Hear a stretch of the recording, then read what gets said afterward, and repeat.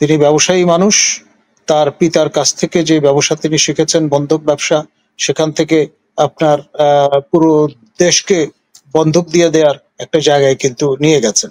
Professor Yunus চমক দিতে ভালোবাসেন। তিনি সবাইকে অবাক করে হয়তো হঠাৎ করে আপনার গণভোটের ঘোষণা দিয়ে বসতে পারেন এবং গণভোটের মাধ্যমে একটি অন্তর্বর্তী তৃতীয় সরকারের হাতে ক্ষমতা হস্তান্তর করে তিনি তার কাজে প্যারিসে ফিরে যেতে পারেন। সেরকম কাণ্ড হতে পারে, কারণ উনি খুব সাবধানী খেলোয়াড় এবং কোনো অবস্থায় তিনি তার জীবন বিপন্ন হোক, সম্মান ভুলুণ্ঠিত হোক, সারা জীবনের ক্রেডিবিলিটি জিরো হয়ে যাক, এমনটি করবার মতো গোয়ার গোবিন্দ লোক তিনি নন। তিনি ব্যবসায়ী মানুষ। তার পিতার কাছ থেকে যে ব্যবসা তিনি শিখেছেন বন্ধক ব্যবসা, সেখান থেকে আপনার পুরো দেশকে বন্ধক দিয়ে দেওয়ার একটা জায়গায় কিন্তু নিয়ে গেছেন। সুতরাং এটা অংশ তো দিলেন না পুরোটা দিলেন, সবকিছু এখন নির্ভর করবে পরিবেশ পরিস্থিতির উপর। ধন্যবাদ।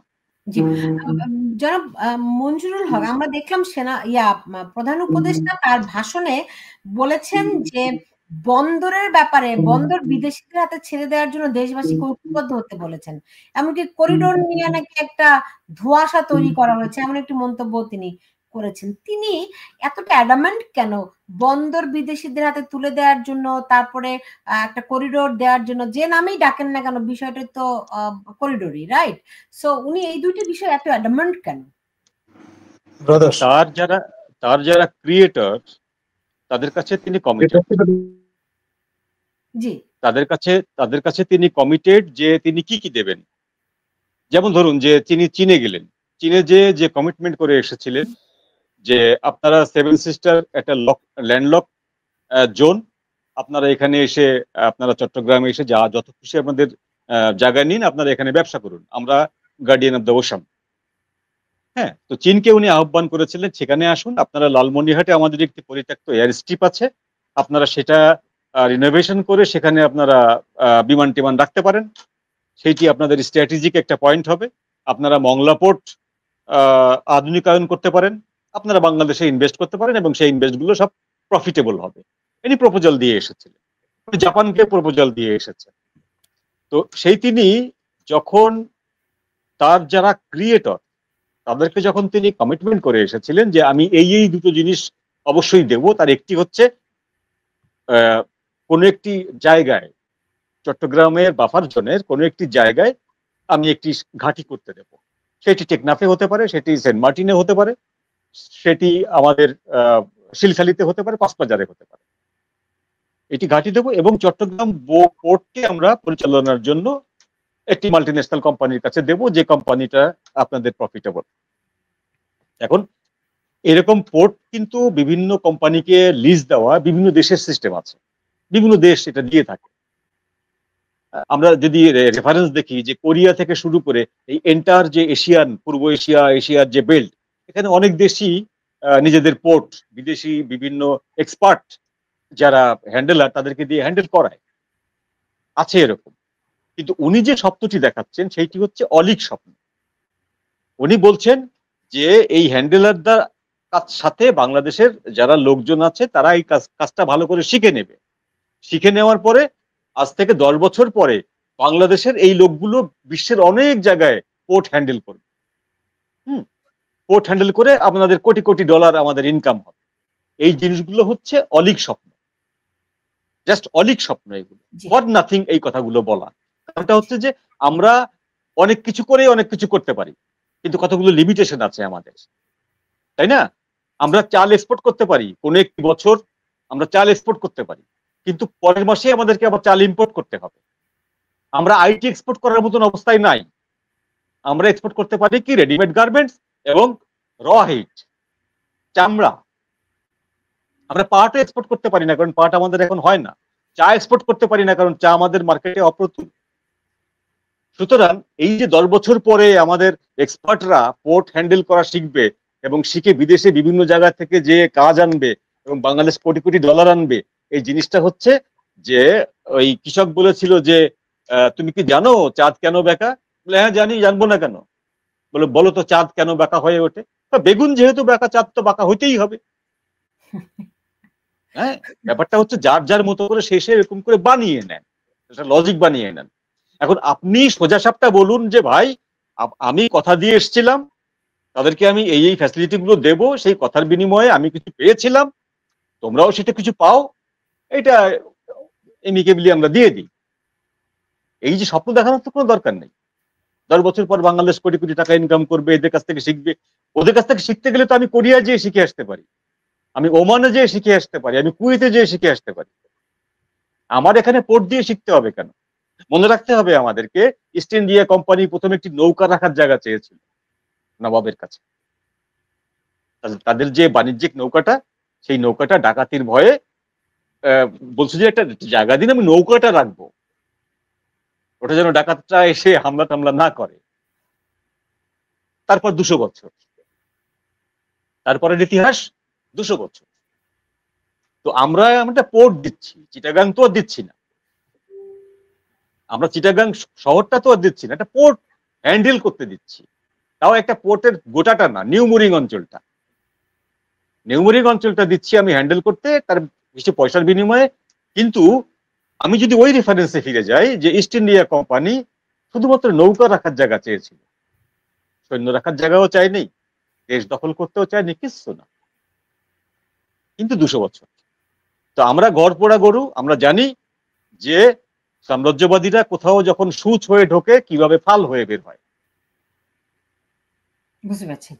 আমরা জানি তালেবান থেকে যখন মার্কিন সাম্রাজ্যবাদ যখন পাত্তালি গুটায় চলে যায়, বাংলাদেশের বহু মানুষ হাততালি দিচ্ছিল মার্কিন সৈন্যদের চলে যাওয়া দেখে, খুশি, বাঙালি তো অল্পে খুশি হয়, চলে যাওয়া দেখে খুশি হচ্ছিল।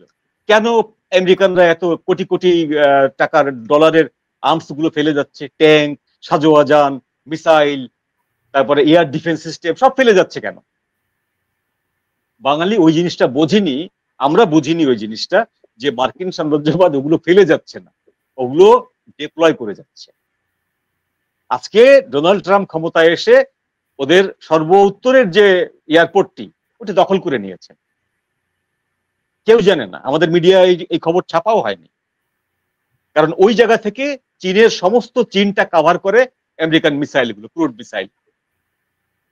এবং ওই যে সরঞ্জামগুলো ফেলে গেছিল তারা 2020 সালে, সেই সরঞ্জামগুলো এখন আমেরিকা নতুন করে এসে মালিকানা দাবি করছে, আমাদের ওগুলো আস্তে আস্তে ফেরত দাও। ওগুলো ফেরত দিলে তোমাদেরকে যে ডলারগুলো আমাদের কাছে গচ্ছিত আছে, আমরা সেগুলো তোমাদের কাছে আস্তে ফেরত দেব। তালেবান সরকার বাধ্য হয়ে তাদেরকে ফেরত দিচ্ছে, এবং আমেরিকান সোলজাররা এখন without any passport, without any visa যখন খুশি আফগানিস্তানে এসে নামছে। এটা কিসের বলে হচ্ছে? আমরা কি চিটাগাং পোর্টটাকে সেইভাবে করব? যখন খুশি আমেরিকান মেরিন এসে নামবে, যখন খুশি আমেরিকান এয়ারফোর্স এসে নামবে, ভালোই তো, আমাদের টাকা আসছে, তাহলে আমরা ফিলিপিন হয়ে যাই, আমাদের 12 বছরের মেয়েগুলো প্রস্টিটিউশনের নাম লেখাবে। অনেকে বলে যে ফিলিপাইন দিয়েছে, দক্ষিণ কোরিয়া দিয়েছে, আমরা দিলে ক্ষতি কি? কোনো ক্ষতি নেই। খালি ফিলিপাইনের সোসাইটিটা দেখে আসুন আপনারা, যে ফিলিপিনের শতকরা কত ভাগ মেয়ে তারা বাড়িতে থাকতে পারে, তারা বাপ মায়ের সঙ্গে থাকতে পারে। এগুলো খুব টেরিফিক, এগুলো খুবই টেরিফিক। যারা এই কথাগুলো বলেন যে সিম্পল পোর্ট দেওয়া হচ্ছে, এরা আসলে আমার কাছে যেটা মনে হয়, তারা হিস্ট্রি সম্পর্কে একেবারেই অজ্ঞ, এবং আপকামিং হিস্ট্রি যেটা, আপকামিং যে ঘটনাগুলো ঘটবে সেই ঘটনাগুলো সম্পর্কে প্রিডিকশন করতেও তারা ব্যর্থ। আর উনি যেটা বললেন যে করিডোর বিষয়ে, উনি যদি করিডোর বিষয়ে সঠিক বলেন, তাহলে 6 জন ব্যক্তি করিডোর বিষয়ে মিথ্যাচার করেছে, ওনার খলিলুর রহমান সহ, ওনার প্রেস উপদেষ্টা সহ, জাতিসংঘের আবাসিক সেক্রেটারি সহ, এভরিবডি মিথ্যা কথা বলেছেন, উনি সত্যি কথা বলেছেন। আর তারা যদি সত্যি কথা বলে থাকেন, তাহলে উনি মিথ্যা কথা বলেছেন।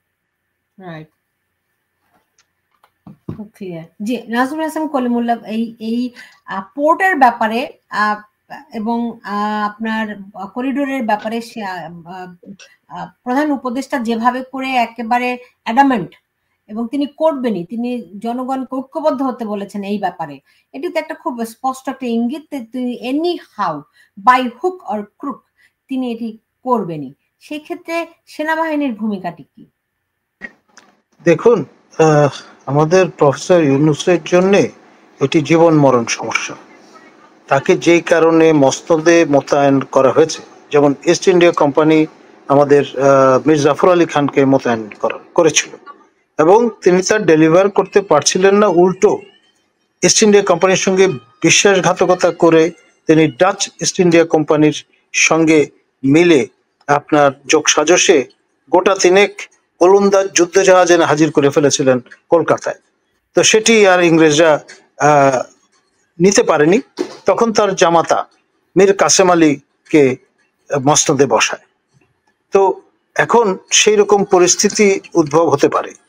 তিনি যদি ডেলিভার করতে না পারেন, করিডোর বলেন, আপনার চ্যানেল বলেন, হোয়াট এভার ইট ইজ, এটা যদি তিনি শেষ পর্যন্ত ডেলিভার করতে না পারেন, ইতিমধ্যে ডিফ্যাক্টো সেন্সে করে ফেলেছেন, ডিজুরো সেন্সে তিনি যদি করতে অসমর্থ হন, তাহলে আপনার এক সেকেন্ডও দেরি করবে না, আপনার সেই শক্তি নিশ্চয় তাকে ছুঁড়ে ফেলে দেবে, প্রয়োজনে মেরে ফেলবে, তাতেও অবাক হওয়ার কিছু থাকবে না। বুঝতে পেরেছি। সব মিলে খুব একটা সংকটপূর্ণ অবস্থা, কিন্তু সময় তো দ্রুত শেষ হয়ে যাচ্ছে, right? Definitely July is knocking at the door. July is knocking at the door, এটা ভুলে গেলে চলবে না। সব কিছুর সঙ্গে একটার সঙ্গে আর একটা যোগসূত্র আছে। আপনি খেয়াল করে দেখেন, এই 50,000 সৈন্য নিয়ে পলাশির আম্র কাননে মীর জাফর আলী খানের টুআইসি আপনার ইয়ার লতিফ খান দাঁড়িয়েছিলেন। মীর জাফর আলী খানের সংবাদ আপনি ইতিহাস ঘেটে পাবেন, ইয়ার লতিফ খান কিন্তু বেমালুম হারিয়ে গেছেন। মীর মদন মোহনলালের বর্ণনাও আপনি পাবেন, তাদের কবরও খুঁজে পাবেন, কিন্তু আমাদের এই ইয়ার লতিফ খানের কোনো চালচুলোর ঠিকানা আর খুঁজে পাবেন না। ইতিহাস এতই নির্মম। রাইট। সো আমরা কি ওয়াকারুজ্জামানকে সেই পরিণতিতে দেখব যে আমরা যে আমাদের ইতিহাসের পাঠ্য বইয়ে পড়েছিলাম যে পলাশির প্রান্তরে প্রায় 50,000 সেনা পুতুলের মতো ঠায় দাঁড়িয়ে থাকলো। তা আমরা দেখছি আমাদের দেশ হাতছাড়া হয়ে যাচ্ছে, আমাদের দেশের আমার স্বাধীনতা, সার্বভৌমত্ব সবকিছু ভুলণ্ঠিত হয়ে যাচ্ছে, আর আমাদের সেনাবাহিনী বসে বসে দেখছে যে দেখি না কি করে। দেখুন, আমি জানি না লরেন্স লেফশোজ মহোদয় এখনো জীবিত আছেন কিনা। তিনি এই পলাশির প্রান্তরের যুদ্ধটা চমৎকার একটা বর্ণনা দিয়েছিলেন, বলেছিলেন যে Bengal the first ব্যাস্টিয়ন of the British empire, এটি আপনার এই পলাশি যুদ্ধের মাধ্যমে হস্তান্তরিত হলো।